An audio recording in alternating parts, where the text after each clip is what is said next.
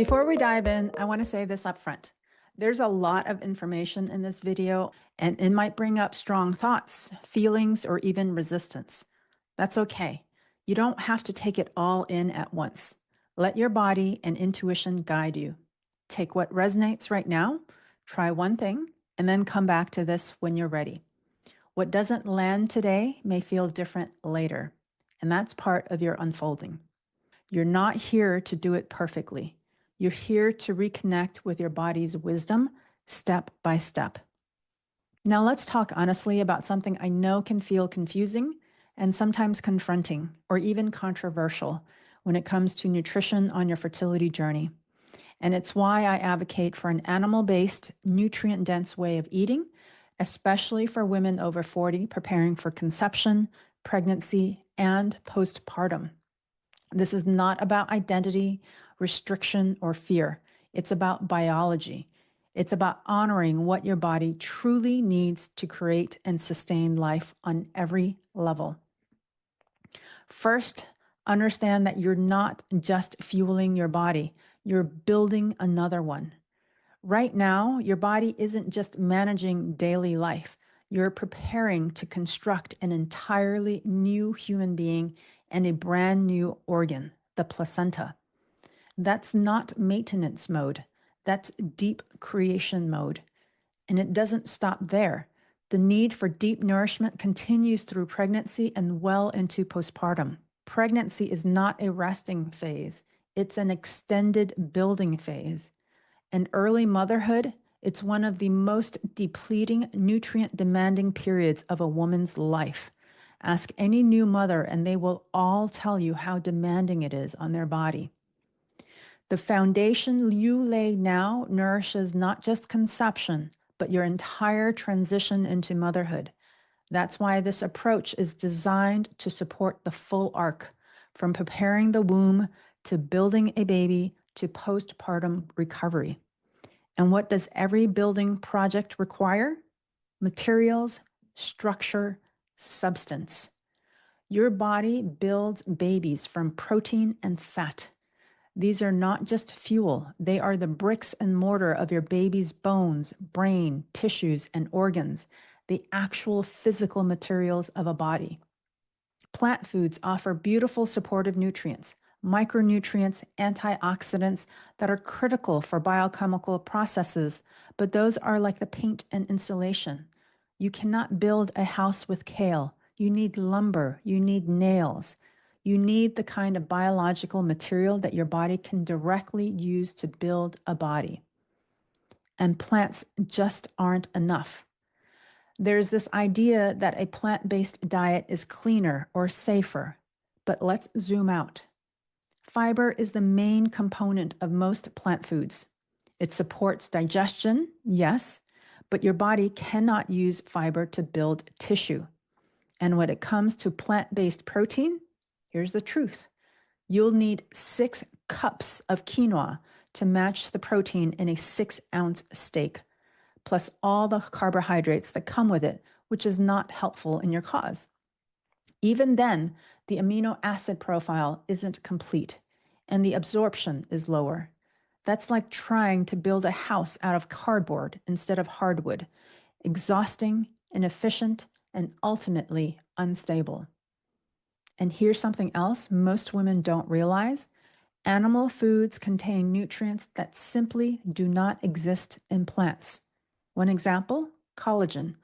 Collagen is essential for healthy skin, joints, uterine lining, connective tissue, and placental development.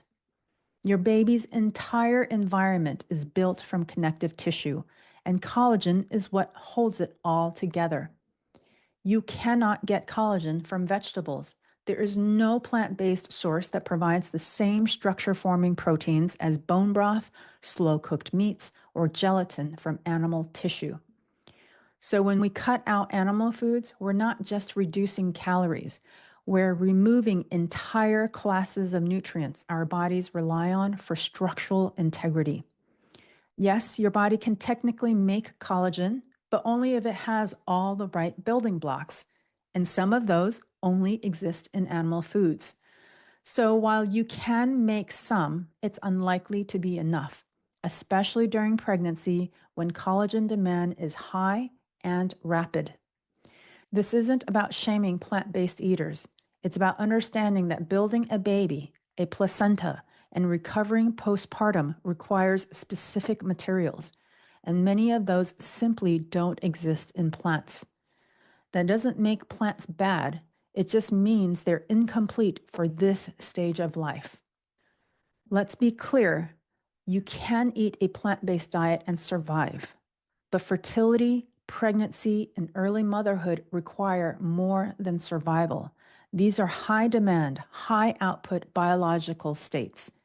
And there are several nutrients that are either missing entirely or poorly absorbed from plant sources, including vitamin B12, essential for fetal brain and nervous system development, heme iron, which is the most absorbable form of iron, crucial for blood volume and oxygenation, preformed vitamin A called retinol, needed for fetal organ and eye development, choline, vital for brain and neural tube development, DHA, an omega 3 fatty acid, foundational for baby's brain, vision, and cognition, and as already mentioned, collagen, key for connective tissue, uterus, cervix, and placenta development. These nutrients are either non-existent in plant foods or require conversion from precursors, which are typically inefficient from plant sources, often resulting in suboptimal levels, especially for women in high demand states. Yes, your body can make collagen on its own, but it cannot produce hydroxyproline, a key amino acid in collagen, without eating animal tissue. So while you can make some, it's like trying to build a structure with partial materials. You'll get something, but it won't be optimal or lasting. Another consideration is that if you're over 40, the protein decline is real and often overlooked. As women age, protein metabolism becomes less efficient. Appetite tends to decrease. Many women adopt lower fat or plant-heavy diets thinking it's healthier, have higher stress levels, which depletes nutrient stores faster. This combination leads to a quiet kind of undernourishment, one that doesn't always show up on the scale, but shows up in irregular, light, or absent cycles, low energy, hormonal imbalances, thin uterine lining, slow recovery postpartum. And here's one of the biggest issues that rarely gets attention. Protein cannot be stored in the body like carbs or fat. You must get it daily. If you're not getting enough, your body simply does not have the raw materials to build new life because it's using whatever is available to sustain your life.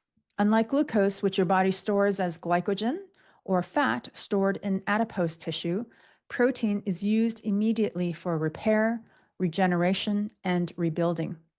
If there's not enough coming in through your diet, your body will do what it has to do to keep you alive, but it won't have anything extra to build new life. This means your body will pull protein from wherever it can, your muscle tissue, your bones, your organs, even your skin. That's why you may notice as you age, your skin starts to lose elasticity, sagging or creping, especially around the face, chest, and arms, hair thinning or shedding, slower wound healing, muscle loss, even if your weight stays the same, feeling weak or more fatigued after activities that used to feel easy, lighter, irregular periods because your body isn't prioritizing reproduction. All of this is your body saying, I'm doing the best I can with what you've given me, but I don't have enough to create life on top of sustaining yours. This is why quality and density matter. It's not just about getting enough food, it's about getting the right kind of food. If your body is running on minimal resources, you don't just need more calories, you need concentrated nutrition. And that's where animal foods, especially red meat and organ meats, come in. Nutrient for nutrient, no single food matches the density of red meat and organ meats, especially when it comes to fertility and pregnancy needs. You can consider them nature's multivitamin. This chart highlights why red meat, especially liver, is uniquely powerful for fertility. It's not just about calories or protein. It's about getting the full spectrum of bioavailable nutrients your body needs to build a baby and support pregnancy. As you can see, plant foods like kale and lentils simply don't contain many of the critical nutrients needed during this high demand phase of life, or they contain them in forms your body can't easily absorb or use. This is why red meat isn't controversial. It's critical, especially when you're over 40 and preparing to grow life. Let's talk about the big fear, cholesterol. Red meat is not your enemy, and yet red meat has been demonized because of outdated fears about cholesterol and heart disease. So let's clear this up. Yes, red meat contains cholesterol, but that's a great thing. Cholesterol is the precursor to estrogen, progesterone, DHEA, vitamin D, and testosterone. That means those hormones essential for fertility are all made from cholesterol. No cholesterol, no life. Period. Low cholesterol, low hormones. So please do not be afraid of cholesterol. In fact, it's so important that your liver makes about 75% of your cholesterol on its own. If it were that harmful, would your body, in its thousands of years of evolution and infinite wisdom, make it? I don't think so. Only about 25% comes from food. You can't make hormones without cholesterol. You can make too little, and that's where problems begin. And yet we've been taught to fear it. Why? Because cholesterol has been wrongly blamed for heart disease. But now we know. The real drivers of heart disease are inflammation and metabolic dysfunction, the root of many chronic health issues, including infertility. And that's why in my lab work that I recommend, we look at CRP and HOMA-IR. If you're concerned about heart health, those are far better markers. Cutting out nutrient-dense animal foods because of cholesterol fears is like throwing away your toolkit when you're trying to build a house. Very counterproductive and unnecessary. Here's something I want you to consider. Most nutrition advice was not made for you. Most nutrition guidelines were built on studies done on Caucasian men or young adults. They were not designed for women over 40 and certainly not for women preparing to grow a human life. So when you hear generic advice like cut fat, avoid red meat, or eat more plants, know that this is not based on your unique physiology, your hormonal state, or your fertility goals. Would you give a teenage athlete and a sedentary adult the same meal plan? No.